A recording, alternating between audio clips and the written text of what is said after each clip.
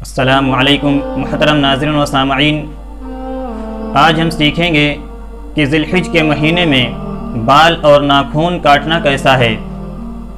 کیا ذی الحج کے مہینے میں بال اور ناخن نہیں کاٹے جا سکتے؟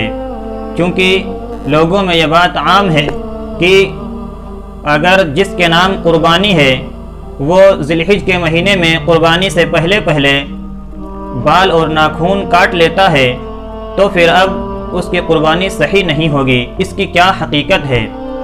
ناظرین، یہ بات یاد رہے کہ جب ذی الحج کا چاند نظر آ جائے تو قربانی کرنے تک وہ شخص ناخن اور بال نہ کاٹے جس کے نام سے قربانی کی جاتی ہے۔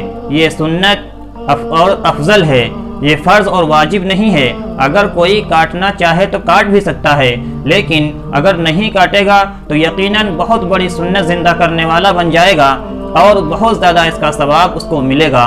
لیکن اگر یہ کہا جائے کہ اگر جس کے نام قربانی ہے اور اس نے قربانی سے پہلے ناخن اور بال کاٹ دیے تو اب اس کی قربانی صحیح نہیں ہوگی، یہ اس کا کہنا بالکل غلط ہے، اس کا یہ عقیدہ باطل ہے، بلکہ وہ اپنی اصلاح کر لے، اسے اپنی اصلاح کی ضرورت ہے۔ یہ صرف سنت اور مستحب ہے کہ جب ذی الحج کا چاند نظر آ جائے تو جس کے نام سے قربانی ہے وہ اپنے ناخن اور بال اپنی قربانی ہونے تک نہ کاٹے۔ اب وہ قربانی اگر 10 تاریخ میں کر رہا ہے تو 10 تاریخ تک نہ کاٹے، اگر 11 کو کر رہا ہے تو 11 تک نہ کاٹے۔ یہ نہیں کہ جب سے ایام قربانی شروع ہوتے ہیں تب تک چھوڑے رکھے، بلکہ اس وقت تک چھوڑے رکھے جب تک کہ قربانی نہ کرے اپنے جانور کی۔ اور جن کے نام سے قربانی نہیں کی جاتی وہ ذی الحج کے ان دنوں میں بھی کاٹ سکتا ہے۔